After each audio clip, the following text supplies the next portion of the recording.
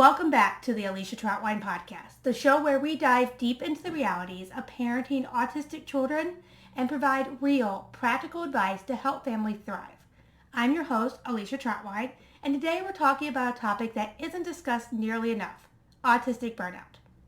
As parents, we want to do everything we can to support our kids, but sometimes we don't realize just how much they're carrying.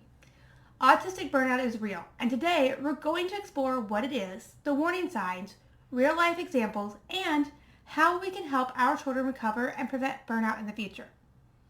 Plus, I'll share with you how you can support our nonprofit, helping us provide resources like this to autistic individuals and their families worldwide. So grab a cup of coffee, take a deep breath, and let's dive in. So what is autistic burnout? Well, autistic burnout is a state of intense exhaustion, physically, mentally, and emotionally. It's different from just being tired. It happens when an autistic individual is overwhelmed for far too long with enough time to recover. Think of it like this. Imagine you're carrying a really heavy backpack every single day, but it gets heavier and heavier each day you go. But you're also expected to keep going at the same pace everyone else is. Eventually, you reach a point where you just can't take another step. That's what autistic burnout is like. And it doesn't just happen to adults. It happens to kids too. With constant sensory overload, social expectations, and academic pressures, autistic children often struggle to keep up until they're hit a breaking point. Burnout can be triggered by a combination of factors like prolonged masking, which is hiding autistic traits to fit in, sensory overload, or even major life changes like starting a new school year or moving to a new home. So why is autistic burnout often overlooked? Well, one reason autistic burnout isn't talked about enough is that it can be misunderstood. It's often mistaken for laziness, defiance, or even a behavioral issue. But burnout is not a choice. It's a survival response. When an autistic child is pushed beyond their limits for too long, their body and mind essentially say enough is enough. For example, I once worked with a parent whose child had always been a chatterbox. Then one day, he just stopped talking as much. He became so much more irritable, had more frequent meltdowns, and was honestly just exhausted all the time. His parents were worried, well, was he regressing? Was something medically wrong? But what he was experiencing was autistic burnout. He had been masking his struggles at schools, trying to keep up until he just couldn't anymore. So the role of masking in autistic burnout is significant. So let's take a moment to talk about that. Masking is when an autistic person hides or suppresses their natural behaviors to fit in with societal expectations. For example, a child might force themselves to make eye contact even though it feels uncomfortable, or mimic their peers' behavior to avoid standing out. While masking can help in the short term, it's incredibly draining over time. Imagine having to act like someone else every day. It's exhausting. This is why masking is such a big factor for autistic burnout. So how can we help our kids feel safe enough to unmask? We'll start by creating a judgment-free zone at home. Let them know it's okay to stim, to avoid eye contact, or to take breaks when they need to. You can also work with their school to reduce the pressure to conform. For example, one family I've worked with their child's teacher to allow them to use a fidget toy during the day, which was a simple object, but it helped to drastically reduce the need to mask. So we need to start looking for signs of autistic burnout in children, but how do we do that? Well, burnout doesn't always look the way we expect it to. It can show up in ways that mimic anxiety, depression, or even regression. Here are some common signs. Increased meltdowns or shutdowns. Your child might have more frequent emotional outbursts or conversely, completely shut down and withdrawal. Extreme fatigue. They may need more sleep, have difficulty waking up, or seem constantly drained. Another one is struggling with speech or communication. Some kids may lose previously mastered skills or find it harder to express themselves. Avoiding social interactions is another one. Activities they used to enjoy, like play dates or family gatherings, might suddenly just be overwhelming for them. Additionally, heightened sensory sensitivities is another one. Things that they used to tolerate, bright lights or loud noises, might suddenly be completely unbearable. And then a loss of interest in hobbies. They might stop engaging in activities they once loved, like drawing or playing an instrument or even watching their favorite shows. So a good way for us to understand autistic burnout, especially in children, is to talk about some real life examples. So I want to give you one scenario of a mom I recently spoke with. Her daughter is 10 years old, very bright, creative kid, loves animals and arts.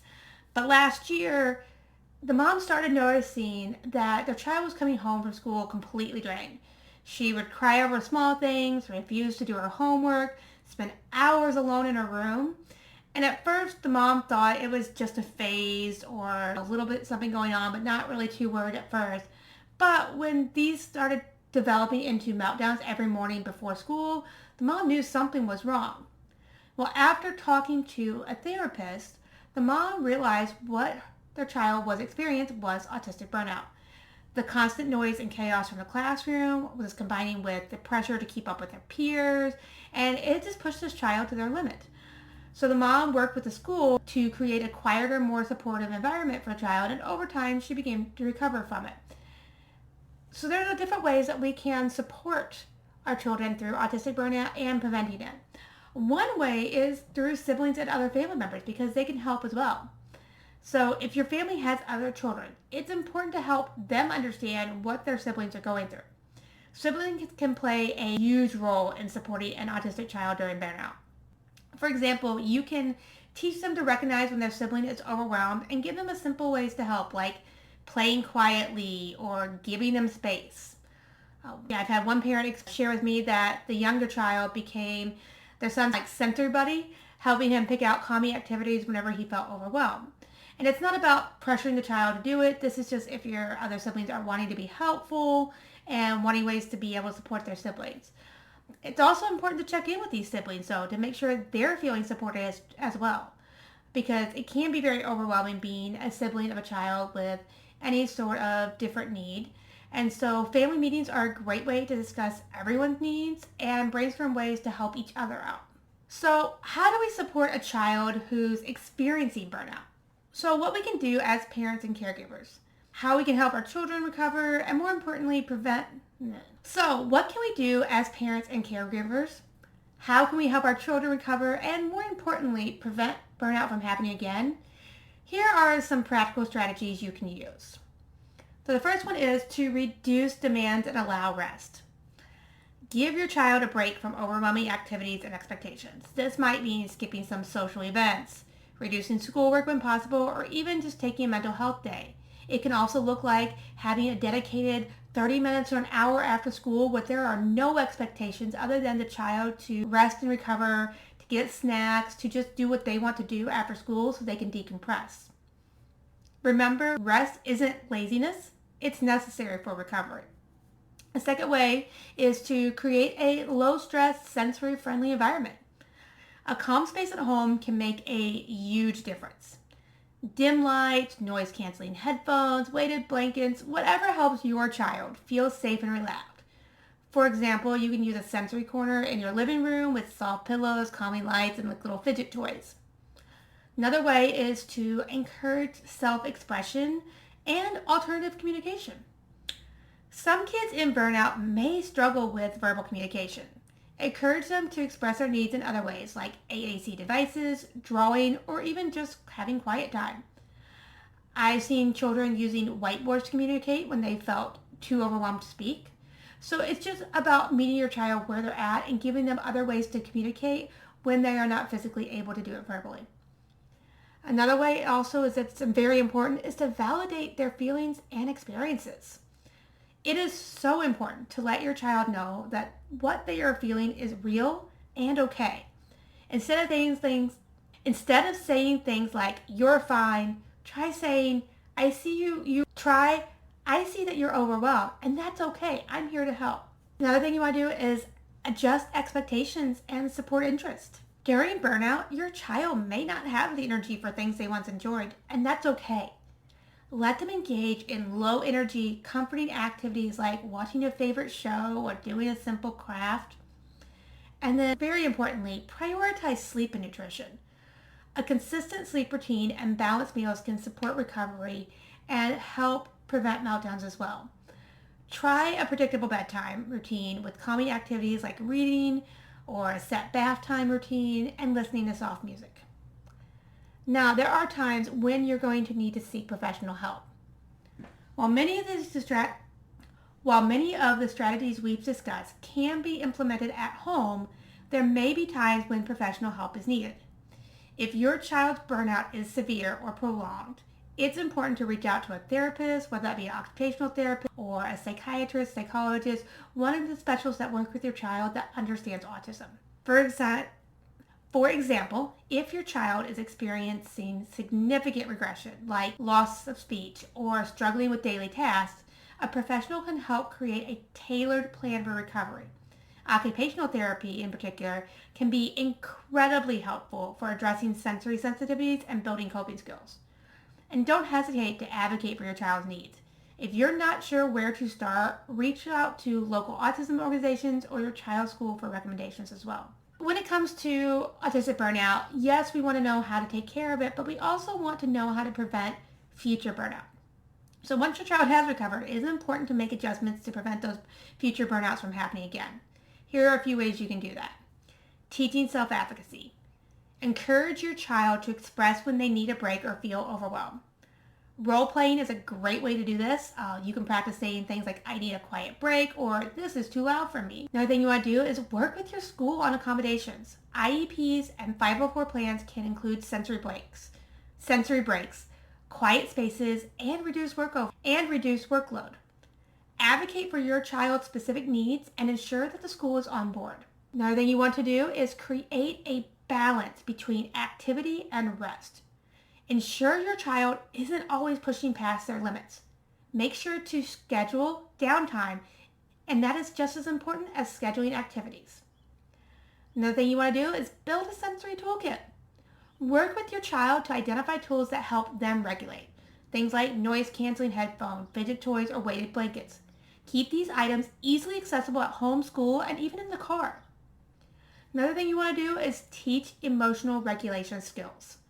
Help your child identify their emotions and develop healthy coping mechanisms. For example, you can create a calm down plan that includes steps like deep breathing, listening to music, or taking a break in a quiet space. Additionally, you want to foster a strength-based approach. Focus on your child's strengths and interests rather than just their challenges. This will help boost their confidence and resilience, making it easier to navigate difficult situations. And finally, regular check-ins. Make it a habit to check in with your child about how they're feeling. This can help you catch early signs of burnout and address them before they escalate. Now, before we wrap up, I do want to take a moment to talk about you, the parents and the caregivers. Supporting a child through burnout can be emotionally and physically draining for you as well. And it's so easy to put your own needs on the back burner. But remember, you cannot pour from an empty cup. Make time for self-care, even if it's just a few minutes a day. This might mean taking a walk, journaling, or simply sitting quietly with a cup of tea. One mom told me that she started a calm corner for herself where she could recharge after a long day. It's also okay to ask for help, whether it's leaning on a partner, family member, or friend, or joining a support group for parents of autistic children. You don't have to do this alone. If this episode has been helpful for you, please consider supporting to our nonprofit. Our mission is to provide resources and advocacy for our autistic individuals and their families, ensuring that no one has to navigate this journey alone. Your donation, big or small, helps us continue this work and reach more families in need. You can find the donation link in the show notes or visit themomkind.com to contribute. Every bit helps, and we appreciate your support more than words can say. Some closing thoughts. Autistic burnout is tough, but with understanding, patience, and the right support, our kids can recover and thrive. Thank you for joining me today and being a part of this incredible community of parents who are dedicated to advocating for their children. If you found this episode helpful, please share it with a friend, subscribe, and leave a review. It really helps us reach more families who need this information. And as always, you can find more resources on the MomKind website. Take care, be kind to yourself, and I'll see you next episode.